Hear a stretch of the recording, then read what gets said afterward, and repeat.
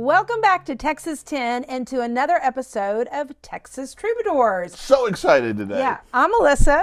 And what am I today? I'm appreciative Steve. Appreciative. That's not who I thought you were going to be. Right. Well, I didn't think you were going to be that because we are here with Holly Tucker. And she's so great, and she's here from Waco, and one of her new songs, I thought you were going to be something about a trailer park. Well, we'll get into that. But we are here with Holly, and if you don't know her, or you're looking at her and you're like, God, most people are going to say, I know you. Why? Well, if you were watching TV about 12 years ago, I was on this little show called The Voice. Right. So, and you did really well. But Holly has evolved as a really wonderful country singer and songwriter. So we're here, and we want to hear a little bit of your story today. Yeah.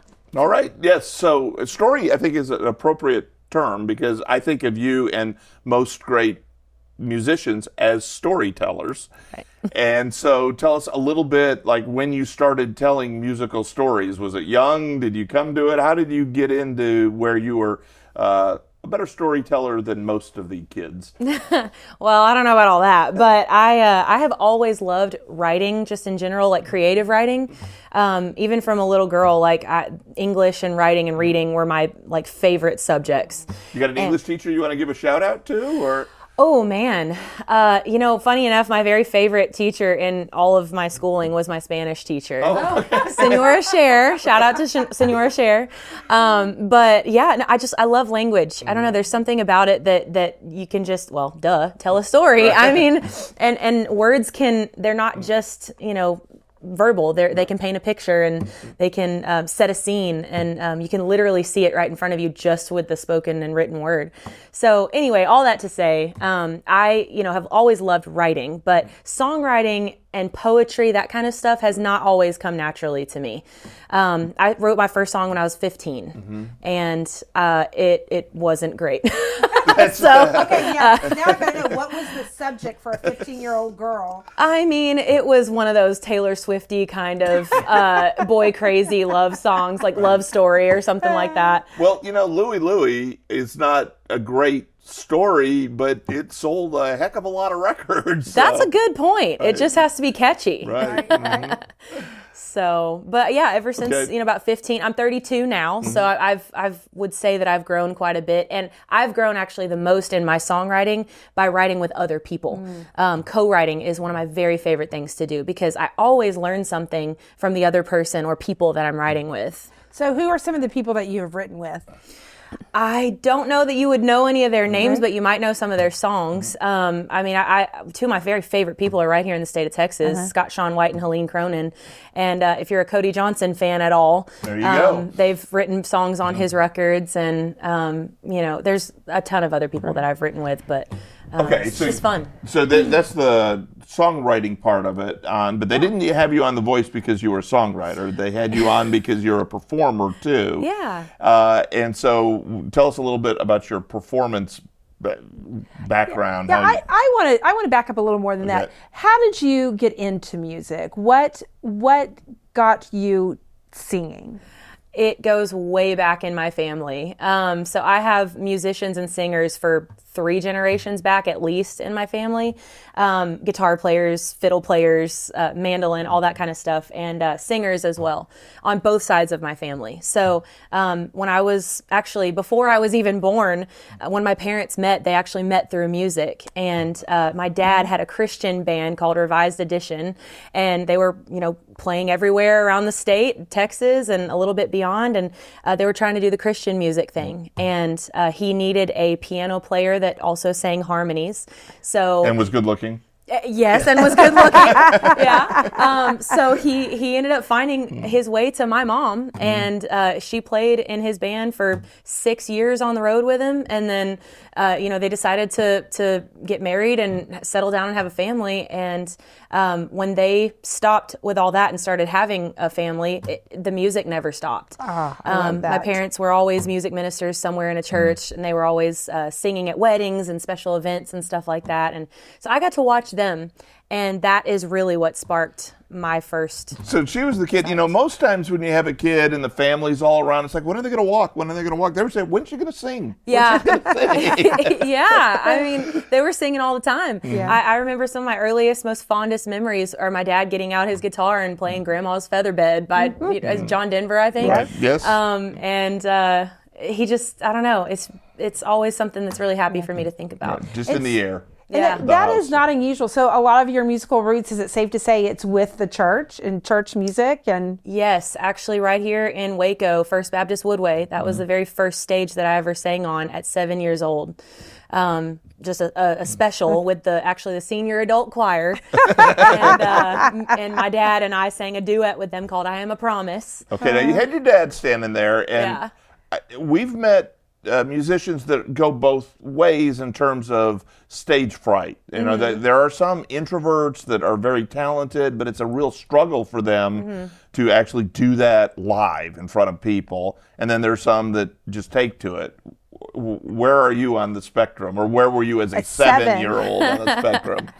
I mean, it's definitely something that you get butterflies. I got butterflies from the beginning, but there was something very special about that moment. I just knew that it was going to be the thing that I wanted to do for the rest of my life, was perform and be on stage. And I know that, you know, in that moment it wasn't performance, it was worship, but it was a spark for me, and it made me want to do it. And seeing my parents up on stage made me want to do it. And so from there on, I just got on every stage that I could, every karaoke night, every singing competition, anything I could do to just get better at it and get those butterflies a little quieter, you know. all right, so that got you to The Voice. I would love to hear how you decided to audition, how you were seen. Tell us a little bit about that experience. So that is a really cool story. I actually, at about, from the time you were auditioning age, 15, 16, I started auditioning for American Idol and America's Got Talent, X Factor, all of the shows, even The Voice Season 1 I auditioned for. And I just got repeatedly told no. Like 5 or 6 times I got told no. Every time was a great experience. I learned something, but I was kind of at that point, after number 5 or 6 being told no, I was like, I'm not going to do this anymore. And how old were you? I guess I was like 17 or 18 when That's hard at that age to Yeah. be told no that often. It is. There was, especially the time I auditioned for Idol, I had some of the executive producers were not very nice with their comments to me. And Really? they specifically said, we've seen a million of you. There's nothing special about you. Well, why do they have to say that? I mean, That's the world, I guess. I've the TV. world of mean people. Yes. Gotta be- But boo mean people. Yeah. Watch The Voice, not the Idol. Go ahead. And it was not Simon. I Right. didn't audition in front of the celebrity judges there. But it just, it gave me a tough skin. And I needed that because this world is crazy. Well, and especially that industry is Yep. tough. Well, okay, go So- ahead. But so now, Yeah, so then anyway, I was in town in Dallas one year for just another opportunity. I think I had another gig that was going on, and I saw that the Voice auditions were going to be in town. I got an email sent to me about it or something. And I said to myself, we're here, I have some extra time. It's an open call audition. Anybody can go audition.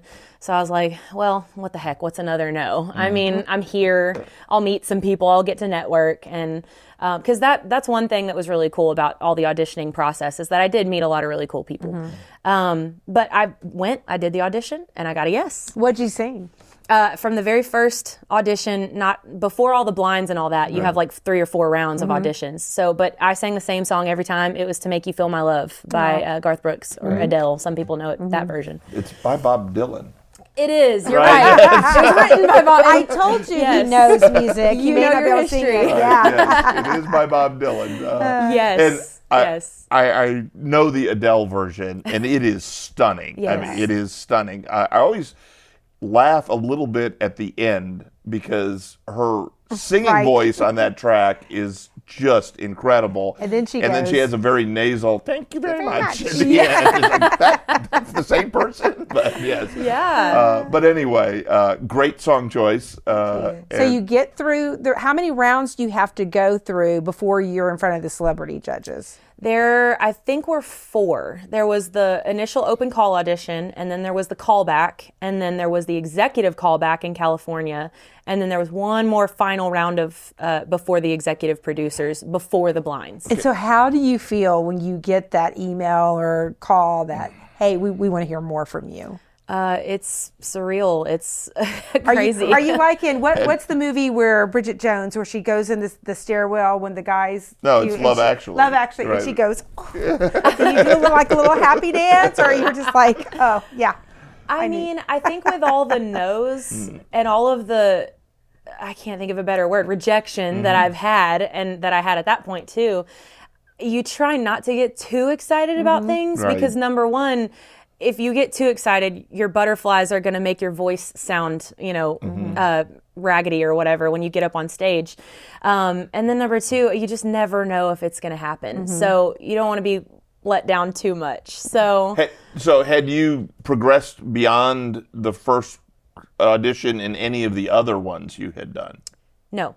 Wow. So I would imagine that there's, a lot of times people, like I think of athletics and whatnot, there's a progression, right? Yeah. It's like, okay, well, I didn't get out of the first round this time. Then I get to the second round, okay, and then eventually you get to the big show. But it sounds like you sort of took a quantum leap.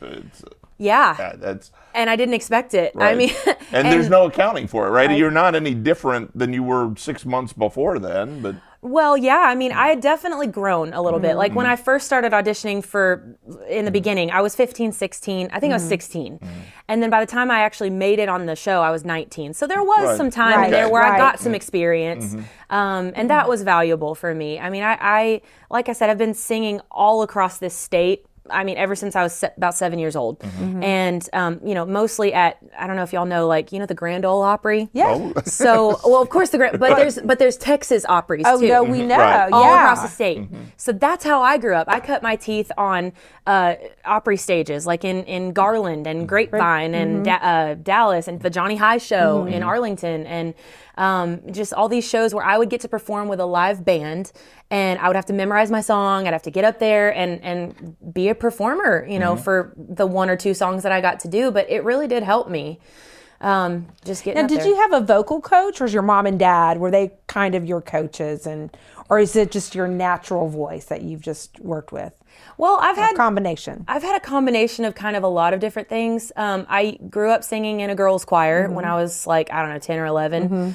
And then I've been on the praise team since I was about 15, and I've been in the choir at church. So, I mean, I've sung harmonies. I don't even know how long. My parents are both really great harmony singers and musicians themselves. So I've had a lot of really good teachers throughout my life. And I'm really blessed to be able to have had that. Okay, so we're back at The Voice. Right. Yes. You make it through, and then tell us a little bit about once they start recording the show and how that goes, because everyone wants to know the back, Yes. what really goes on. So a lot of people, every season is different. So I can only speak to my season, but a lot of people don't know, first of all, that you have 4 rounds before you ever even get to the audition. They have to narrow it down. From my season, it was 40,000 people auditioned. And they narrowed it down to 130 that got to audition in front of the celebrity coaches. That right there had to make you excited. Yeah, yeah. Well, I mean, and they told us too that we're going to try to get everybody in to audition, but there's no guarantee that even those people, those top 130 are all going to get to audition. And some of them didn't get to audition, and they were pushed to the next season. But then I heard that, some people that get pushed don't even get to audition that season. So, I mean, it's just a crapshoot is all it is. Right.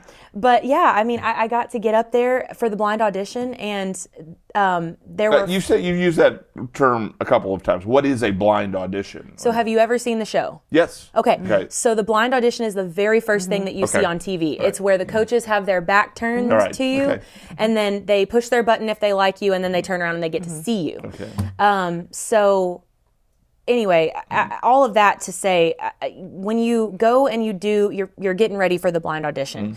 For my season, we had 5 weeks to prepare for a 60-second performance. That's a lot of time to prepare for 1 minute. Right.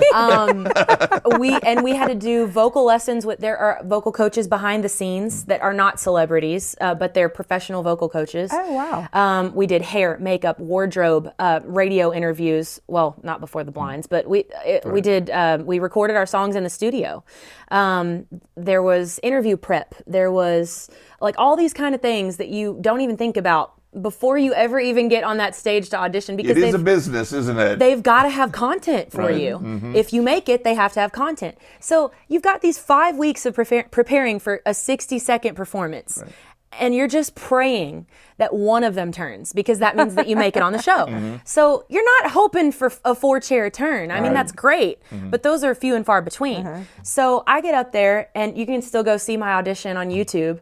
But I get up there and start singing, and I don't even get one phrase into the song, and bam, 3 coaches are turned around. Wow. And instantly that makes me go, oh my God, this is happening. And so I'm freaking out, and I'm trying to hold it together. Right. But the one person that I wanted to turn around, Blake, was the last one to turn. And eventually he did. Now, does he sense that everybody else, is that drama, or is he? Oh, yeah. Yeah, okay.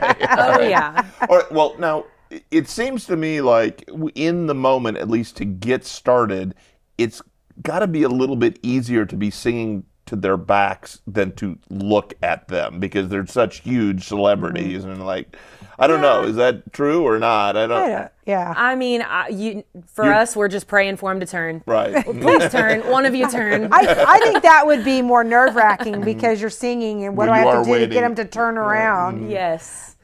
Okay, so they all turn eventually. They did. They all turned. And then they don't show how long that the coaches deliberate, but for mine, it was about 30 minutes that they were sitting there just jabbering at each other, fighting, like, why should you choose me? Why should you choose? So for my season, it was Adam Levine and Blake Shelton and Shakira and Usher.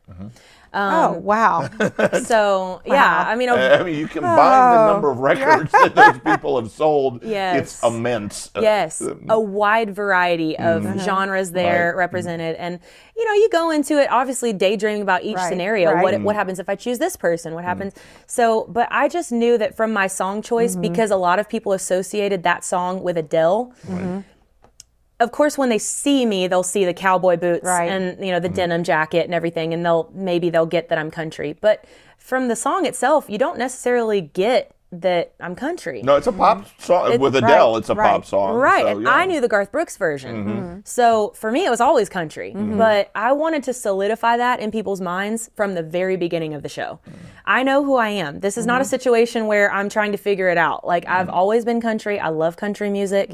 And that also intertwines with my faith a lot, which I also got to do a faith song on the show.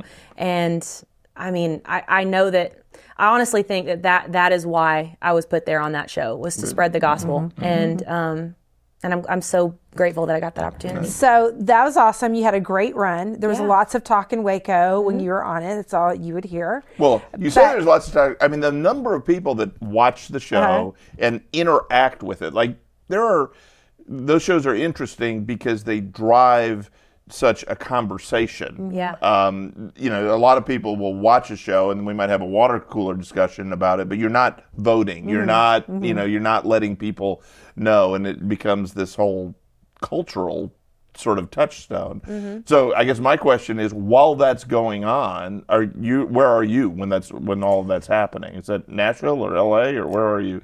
Burbank, California. Okay, all right. Yeah. So are you aware, like, of your friends and family, and like there's this feeding frenzy out there? How do you interact with all of that while it's going on? You sign a $5 million non-disclosure agreement to shut up. And so you learned so much on this show. You learned how to sing better. You learned how to keep a secret. It's a good motivator to not say anything. No, I mean, we kept it as quiet as we could. My parents, are obviously my biggest supporters, and I have 2 older brothers, so I told them. Right. And I auditioned back in September, I think. No, I think it was July of 2012. And then I got called back in October of that year. I was a sophomore at Baylor, and I had classes. And my professors knew what I was doing. I told them because I had to. Right. And they let me do what I needed to do. They worked with me. They sent me all my assignments, where I was in California. I had to be in California for 5 weeks of that semester. And then it rolled over to the next semester where I was still in college. I took a way less, class load, but I was still a student, and my professors still worked with me. And it did not air until March. The blind audition did not air until March. And we pre-taped the blind auditions, the battle rounds, and I think that was it. I think the knockouts were live. Or maybe we taped, I can't remember. Once it gets to the public choice, you've got to wait for that. Right. So we were keeping the secret since July Wow, until March. Well, that's tough. I bet Baylor worked with you, because I will tell you, Baylor also, that's how I saw things, because we're Baylor alumni. Yeah. All right, so there is one more story from the show that we have to hear, and that's your guitar. Yeah. So this is my baby. I don't have a name for it, her, whatever you will. But this was given to me by Blake. Blake Shelton is notorious for giving his top 4 on his team each season some gift. And when he was sponsored by Takamine, when it was a thing, he gave his top 4 all brand new Takaminis. So I have had this since I was on the show, which was back in 2013. So thank you, Blake, because Yes. you can definitely tell it has been your guitar. Right. This Yes. wasn't stuck on a wall and said, Blake Shelton gave this to me. I didn't even get to show you the back of it. Check that out. Oh, Blake, look the other way. Right. Look the other way. no, so What happened? We have a picture of Willie's guitar right behind her where he is. The hole is where Right. you consider the wear is, and Yeah. so that can be a great guitar. I've argued that I don't think there is a more valuable monetary guitar in the world than Trigger. Yeah. I have no idea what it would be worth, and I'm sure it'll never happen. Priceless. Right, but Yeah. when you've worked your hole in there and whatnot, Yeah. yours will be right up there. But we got to come up with a name for I the know. guitar. Yeah, she needs a name. Maybe I should just name it Blake. I don't know. That's not bad. Yeah. Okay, so now let's fast forward your music career. You have that kind of launched you. Yeah.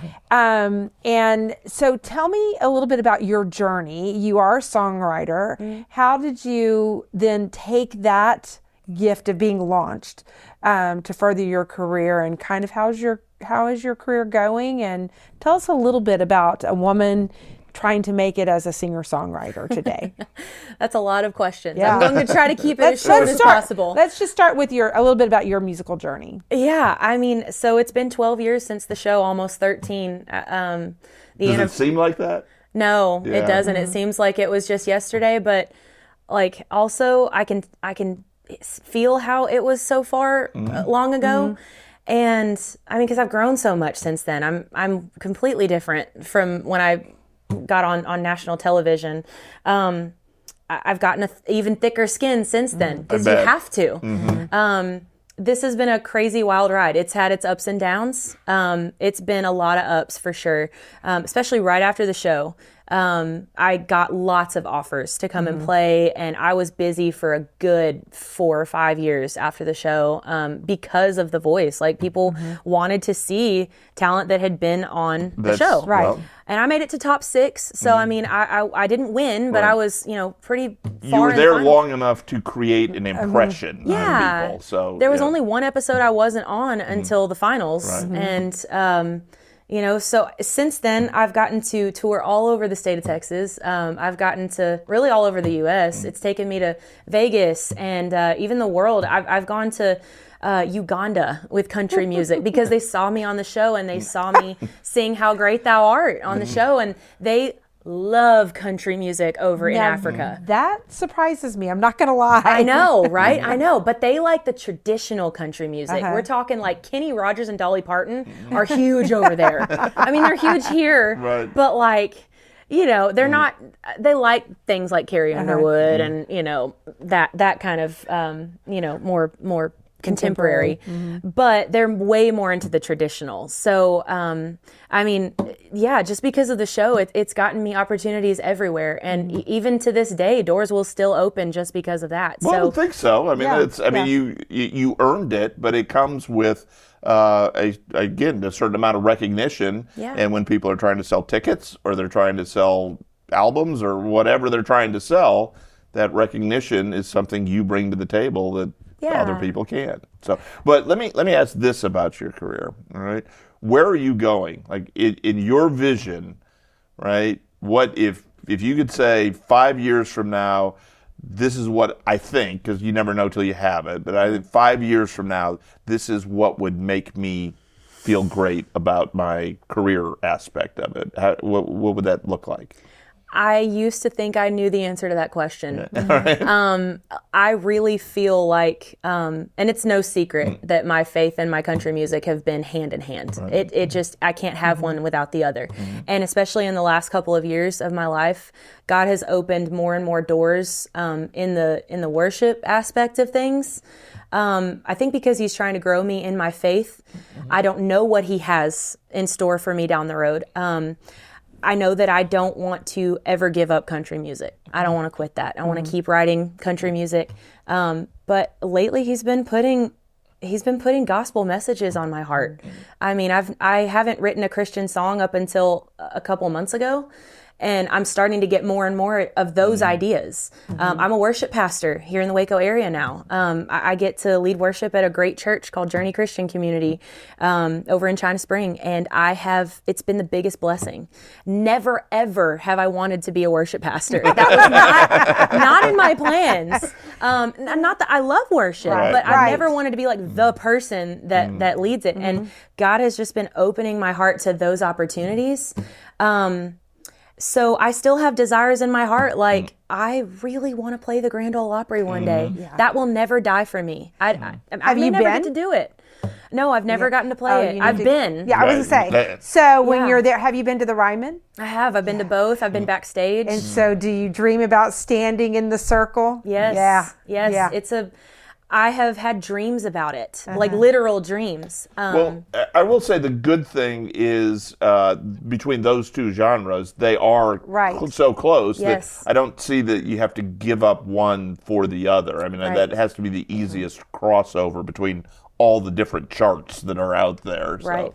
Yep. So, all right. Well, that's a great answer. It's like, okay, you don't have to know what will. And I think so many people think, if I do this, then I'll be happy. And then once you've done it, you're like, I'm not happy. So what does that mean? So. Right. I just want to continue to make music, record music, release music, put it out there.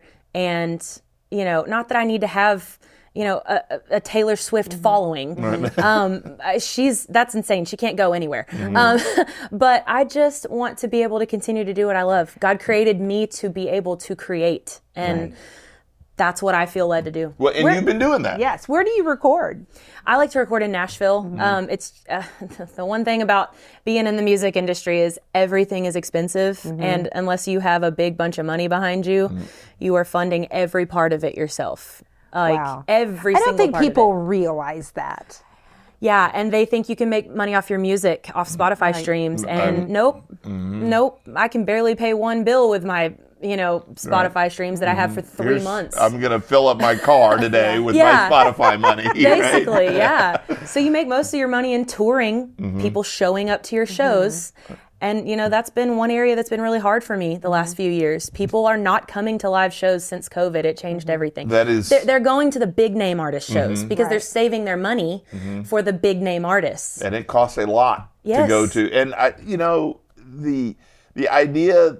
and big name artists are big name artists for a reason. They're usually very exciting. They're showmen and showwomen and all the rest of it. But if you are sitting at the top row of Bridgestone Arena, the experience that you get versus being in a 200-seat theater with somebody talented and having that, I don't get why...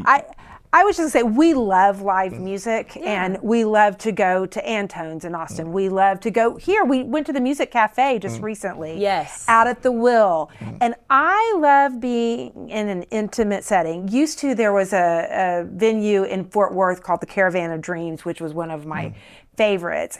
And, you know, I wish and hope, I mean, the younger people, you're right, they're streaming, they're watching on YouTube. But if there's one thing that we could get across from today's episode is live music. There's nothing like it. Especially Holly Tucker shows. Yes. Right? So, okay, so and the other thing we love about you is, you know, you have a lot of artists, especially on the shows. A lot of times it's a talent and a person who has an amazing voice. But I love a musician who has a hand in writing their own songs. Yeah. And so there's a new song that you have called Trailer Parkin' that we love. So I don't know if you'd be willing to sing it, but that would be really fun. Let's hear Trailer Parkin'. Let's hear Trailer Parking. We can do it. Listen closely to the lyrics. Can I share a little bit of the story with you? Yes, please do. Okay, so I still consider myself a newlywed. I've been married to my husband now for about a little over 3 years. Congratulations. Shout out to Spencer. He's the greatest. Yeah. I know Spencer too. He's awesome. But he's a blue collar boy. He's like a real hard worker, and he has been ever since I met him. And on one of our very first dates, he took me out to where he lived, and that was in a trailer park. And, he's living the bachelor lifestyle. And it's a great, for somebody who's a bachelor that doesn't, bring in a whole ton of money and living on your own and whatever. But, I mean, he gets to save his money while living in, really, honestly, it was a beautiful space. But we're out in the middle of nowhere. And I barely know the guy, and he's driving me out to the middle of nowhere. And I'm thinking, well, he's going to kill me. So I was like, hey. I'm going to be on the news for all the wrong reasons. Yeah, so I asked, what are we going to do out here? And he says, well, here, let me show you. So he goes inside his trailer. He gets out a couple of lawn chairs, gets a little Bluetooth speaker, turns on some country music, grabs a couple of cold drinks for us, and we sit out under a shade tree. And we just sit and talk for hours, just getting to know each other. That was it. And, that's him. That's simple. And that's one big reason I fell in love with him. And but I was thinking the whole time we were there, I was like, this is a country song. This setting is a country song. And I got the idea for the title Trailer Parkin' pop in my head. And I brought it to some of my co-writers, Scott and Helene, and they helped me put this song together. So it's that makes me cry. That's the sweetest story. Right. Yeah. Well, do you have to split the royalties with Spencer? Is that? He benefits. All right. Yeah. Come on. You're a lawyer. Right. Texas Okay. is what's it called? Community The community property property state. state. So. Right. Yeah. Yeah. So that's where this came from. All right. There you go.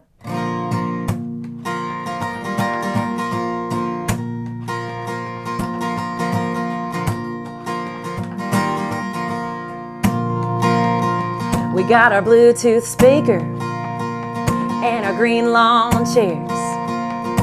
Ice in the kiddie pool, cooling down the beer. Yellow umbrella over our heads, tipping back a koozie covered ruby red. Fresh maters and taters in the garden, a single wide paradise. Life is as good as it gets. We're trailer parking. If you knew what you were missing, you'd be ditching that city for your own square yardage. There's a lot next door, got your name on it. Couple hundred down, you could pull it on in. What you waiting for? Yeah, we could be friends. Ain't too late to get started. Trailer parking, yeah. White coals in the Coleman and fireball shots. Woo! We can take it inside if it gets too hot. When you wanna get to locking lips, we can rock it right there in the kitchenette.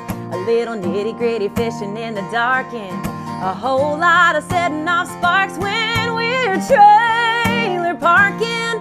If you knew what you were missing, you'd be ditching that city for your own square yardage.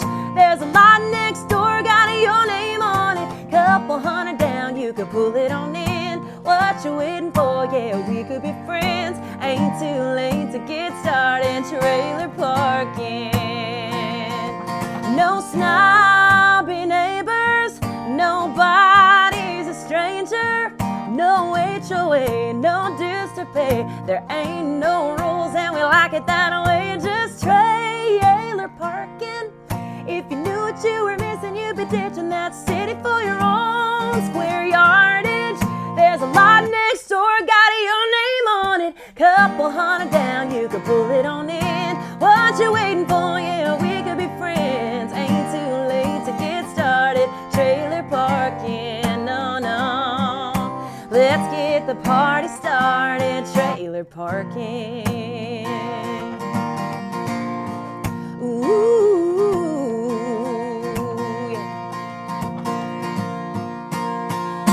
Trailer parking. Shout out to my friend Carol Rollins who loves the fireball. That was awesome. Thank you. And I had one question about the Spencer part of that. Yeah. Okay, so he's a hardworking guy, and you're a celebrity. So how did he work up the courage to sort of get this started? Tell that. That's a fun story too.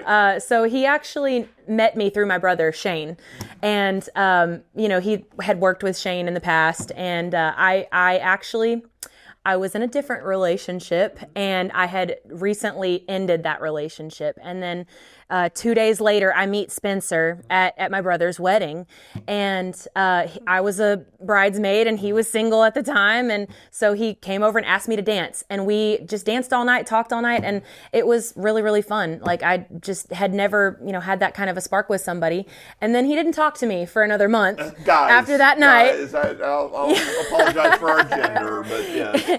I think he knew we had talked. He knew that I needed to have some closure and have some time to heal and all that. And so a month later comes my brother threw an ugly sweater Christmas party. And Spencer came to that party and wore the god-awfulest, ugliest sweater. I have a picture of it if you want to see it, that you have ever seen in your life. Right. It was the worst thing, and it won my heart. Okay. And then he asked me on a date that night, and we've been together ever since. And then you went to his trailer. Yes. And the rest is okay, yes. So I think you got a whole album's worth of, we need the sweater contest song, too. I know. That would be good. I need to write a song called Ugly Christmas Sweater. Right. And I love how many people meet at weddings. Yeah. There's a song. True. Just meeting in person and you didn't meet online. Right. I love that. Yeah. So you mentioned Christmas. We've seen your Christmas concert, which is awesome. Thank you. And so that's been a part of your sort of persona, I think. You're a great Christmas person. Thank you. What does that entail? I mean, and that's got to be hard a little bit during that season to be working that. But tell us a little bit what drives that. I have always loved Christmas. I am a Christmas baby. My birthday is December 22nd. Oh, wow. Okay. So, always have had just a love affair with Christmas. Mm-hmm. And I've always loved Christmas music. I mean, that was the very first song that I sang with my parents. They got around a piano when I was about 2 years old, and they said, start singing Away in a Manger. And I did. And I held the melody while they did harmonies at 2 years old. And so I don't know. There's always been just a special love in my heart for that. And about 6 or 7 years ago, I got asked to do a Christmas show, and I just decided to start calling it the Holly Jolly Christmas. Mm-hmm. And it's a great name. It sticks. Yeah, it kind of works out. Right. So, and each year it's been a little different. Mm-hmm. It started out just acoustic, and then it transformed to where I brought in my parents to come sing with me, and I brought in special guests. A couple years ago, I had my father-in-law, Mr. Brenner. I had him play Santa, and he was so excited. Yeah, it was so funny. And then last year, I had the Grinch as my special guest, and it's just kind of evolving every single year.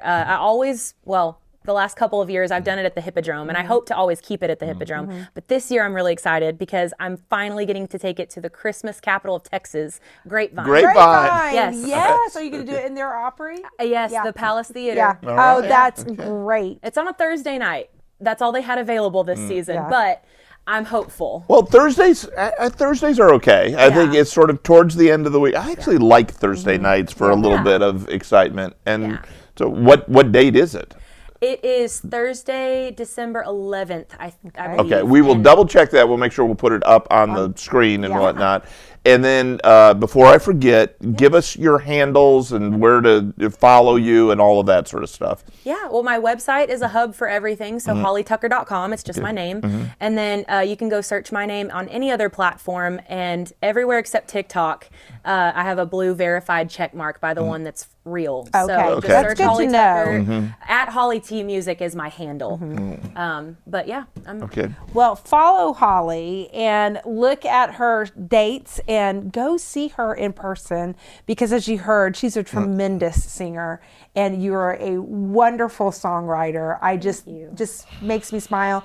And I would really love to be invited to your house sometime, because I think the whole family must sing. When you're all together, do you all sing? Do you have like family reunions where you sing together? we do. I can just picture everyone circling up, your mom playing the piano, you and your dad getting your guitars. Do your brothers sing too? Are they musical? My oldest brother was my drummer for a really long time. He's not as much a singer. He can, but my middle brother actually has a really good voice. He just gets stage fright, so he doesn't really get on stage. Right. I'm the only one that kind of gets on stage, and my parents do too. But have y'all? This is the movie Step Brothers. I don't know if y'all have ever seen it. There's a scene in the movie where they're singing in the car, and they make it really intense. We'll just say that. Like the parents start singing, and then the dad's like, "Sing it right." that was kind of us growing up, just a little bit. I love it. Well, Yes. you are everything everyone says. You're delightful. Thank you. And so she also always comes to our school, and she, Mr. Brenner, shout out to Derek Brenner, will bring her, and she comes and she talks to our kids and sings, and just in that classroom. And it's, again, intimate, and the kids get to see her. And I just love that you are so approachable, and it makes your music even better. So I love kiddos. Are you working on music now? I mean, are you always working on music? What can we expect in the immediate to midterm future from you? I have two songs or three. I think I have 2 songs already recorded, and I'm just awaiting kind of a release campaign. One is coming out really soon, like hopefully within the next 6 weeks. And Which is why you should follow her, because right, it's called Maker's Mark, and it's I know that's a whiskey, right. but it's a God song. So Okay. just a spoiler alert. See, I told you it's a crossover. Yeah. They're so close to each other. Yep. Didn't expect that though, but He does like Maker's Mark, I will say. Yes. So. Yes. both ways. But yeah, new music is kind of always in the works. Like I said, it's expensive. So while I have these 2 songs getting ready to release, I'm hopefully going to be able to raise some funds to get back in the studio. Okay. And again, you do that by people going to shows, buying merchandise, that sort of stuff. If you sell albums or discs or whatever, that's what puts money in the performer's pocket. Yes. And I think so many of us, because we grew up buying albums, Right. and people toured to sell the albums, and that was when we bought the album, at least a decent chunk of that money went to the singer-songwriter or whatnot. And it just, the way we consume has changed, and you have to show your love by actually being there, right? Yes, okay. Absolutely. And, people actually showing up to the shows gets you rehired at those venues. So it helps to continue making money. So, yeah. So do that, people. Live music. Do it for everybody, but do it for Holly in particular. Thank you so Holly, much. thank you for joining us. And you know what? There is nothing like a Texas musician. And Holly is Texan through and through. So thanks for staying in Texas and not abandoning us. And and we just look forward to all the things that you're going to put out there and the songs you're going to write. And Steve and I are going to come to a concert really soon, and we'll be there at Christmas for sure. Christmas. Okay, great. And I actually, so my idea is do name your guitar as Blake. Okay. Because then you can advertise Holly and Blake appearing at. No, name it. Yes, name it. I mean, the whole thing. Blake. As the lawyer in me is going to say, just leave it as Blake. I think people know enough if you just say Holly and Blake appearing at. There you go. Okay. Well, continue to join us on Saturdays. Texas Troubadours will drop and join us, and at all of our, you give our handles. All right, Never get so them right. yes, well, just follow us on social media, Texas 10 TEN, all the social media stuff. Please like, share, subscribe, and tell a friend, and do the things, all the things, do all the social things. And keep music in your life. Go to a show. And thanks, Holly Tucker. Thank you so much. Bye. And I love this land, oh, it takes my breath away. From the Troubadours to the Gulf Coast plain, from the heart of the hill country to the piney wood shade. I love this land. It takes